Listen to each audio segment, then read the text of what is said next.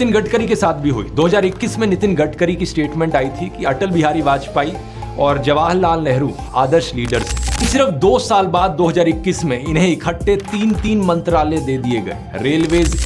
ये इफेक्ट तो ध्रुव राठी अपनी अक्सर ही वीडियोस पर यूज करते हैं। तो इसको बनाने के लिए सबसे पहले क्रोम पर जाकर उसकी सेटिंग चेंज कर लेनी है।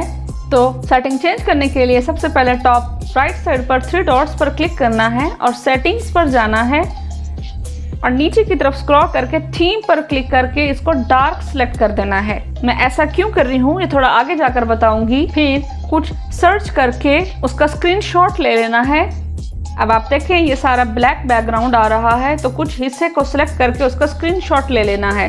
मैं पिक्सेल लैब को यूज करके खुद से भी स्क्रीनशॉट क्रिएट कर सकती थी, बट वो थोड़ा ट्रिकी हो जाता और इसलिए ये इजी मेथड यूज कर रही हूँ।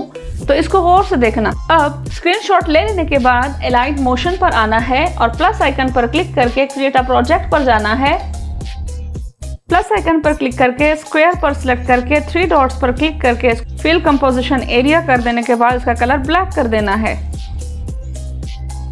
इतना हो जाए तो अगेन प्लस आइकन पर क्लिक करके मीडिया पर जाकर अपना स्क्रीनशॉट लेकर आना है और उसको एडजस्ट कर देने के बाद इफेक्ट्स में जाकर एड इफेक्ट पर क्लिक करके यहाँ पर सर्च करना है क्रोमा की। स्टैंडर्ड सेटिंग पर क्लिक कर देना है।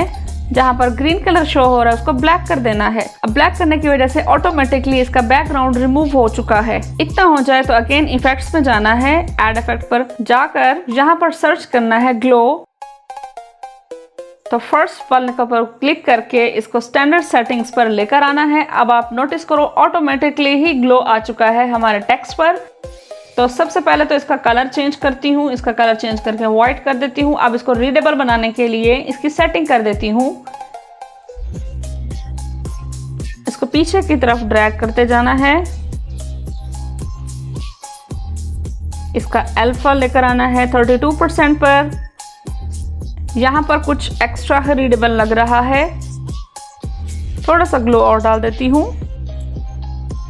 उम्मीद है यहाँ तक आपको समझ आ चुकी होगी। अगेन इफेक्ट्स में जाना है और ऐड इफेक्ट पर क्लिक करके 3D पर जाकर पेज कर्ल 3D को सिलेक्ट कर लेना है और उसको सेट कर देना है। अब आप नोटिस करो ऑटोमेटिकली इसका पेज कर्ल हो चुका है। तो मैं अभी इसको मज़ीद सेट करती हूँ।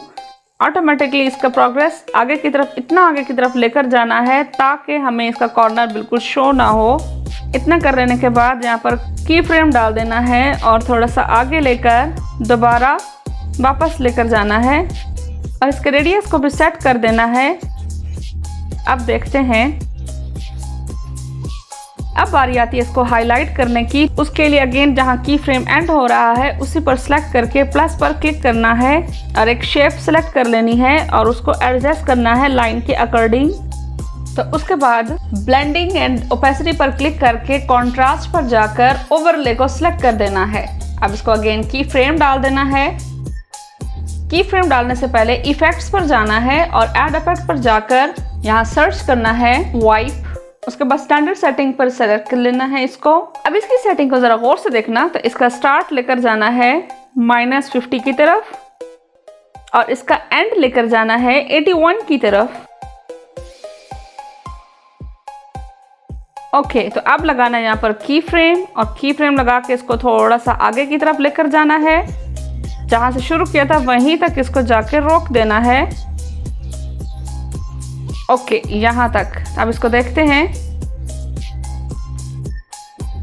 होप सो यहाँ तक आपको समझ आ चुकी होगी। अब इसी को ही लेयर पर क्लिक करके इसको डुप्लीकेट कर देना है और सेकंड कॉपी को लेकर फर्स्ट कॉपी तक एडजस्ट कर देना है। अब इसका साइज थोड़ा सा छोटा है तो मैं इसको सेलेक्ट करके इसका साइज आगे की तरफ बढ़ा दूंगी और इफेक्ट्स में जाकर वाइप इफेक्ट पर जाकर एडजस्ट कर लूंगी। सेम इसी प्रोसेस को रिपीट करके आप फर्दर लाइंस को भी हाईलाइट कर सकते हो।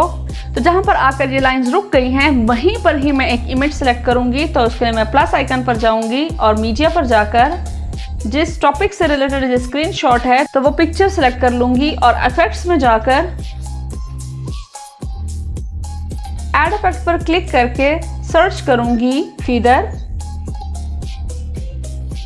तो इसको मैं यहाँ पर एडजस्ट कर लेती हूँ इतना। तो अब यहाँ पर मैं एक इफेक्ट और डाल देती हूँ, फेड इन इफेक्ट। उसके बाद स्टैंडर्ड सेटिंग पर जाकर अब चेक करती हूँ। उम्मीद है आपको यहाँ तक समझ आ चुका होगा। अब इसको मैं सेव कर लेती हूँ। अब बारी है ध्रुव राठी का ये अमेजिंग टेक्स्ट एनिमेशन क्रिएट करने की। इसको बनाने से पहले मटेरियल अवेलेबल कर लेती हूँ। तो उसके लिए पिक्सल लैब ओपन करके 3 डॉट्स पर क्लिक करके इमेज साइज को एडजस्ट कर लूंगी और 4th आइकन पर क्लिक करके ग्रेडियंट की बजाय कलर पर सिलेक्ट करके इसका कलर ग्रीन कर दूंगी और टेक्स्ट को डिलीट कर दूंगी। इतना हो जाए तो इसको सेव कर दूंगी।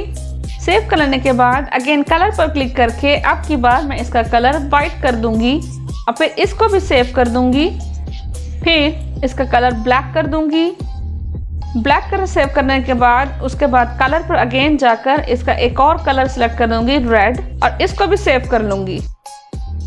अब इतना हो जाए तो YouTube पर जाकर फिल्म स्क्रैच टेक्सचर को सर्च करके डाउनलोड कर लेना है।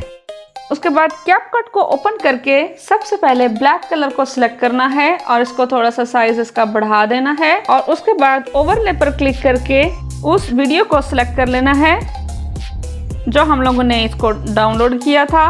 उसके बाद इसको सिलेक्ट करके स्प्लाइस पर जाकर इसको फिल्टर कर देना है और इसकी स्पीड थोड़ी सी कम कर देनी है और इसको सेव कर लेना है। ओके, तो अब इसको सेव कर लेने के बाद ग्रीन स्क्रीन सिलेक्ट कर लेनी है और ओवरले पर क्लिक करके अपनी सेव्ड वीडियो को लेकर आना है। अब मास्क पर जाकर रेक्टेंगल पर क्लिक करके इसको एडजस्ट कर देना है। इतना हो जाए तो यहाँ पर इसको की फ्रेम दे देना है और शुरू में जाकर इसका साइज बिल्कुल स्क्रॉल करके छोटा कर देना है। अब अगेन ओवरले पर क्लिक करके वाइट कलर को सिलेक्ट करना है और ब्लैक कलर वाले की फ्रेम के अकॉर्डिंग ही वाइट कलर वाला की फ्रेम भी एडजस्ट कर देना है। इस टाइम ख्याल रखना है कि इसके जो कॉर्नर हो वो बिल्कुल मैच होते हों, बाकी इसका मिड वाला पॉइंट बिल्कुल छोटा हो। इतना हो जाए तो सबसे पहले इसको लेयर पर जाकर इसको एडजस्ट करना है बैक साइड पर। तो अब अगेन मास्क पर जाकर इसको थोड़ा सा सेट कर लेती हूँ।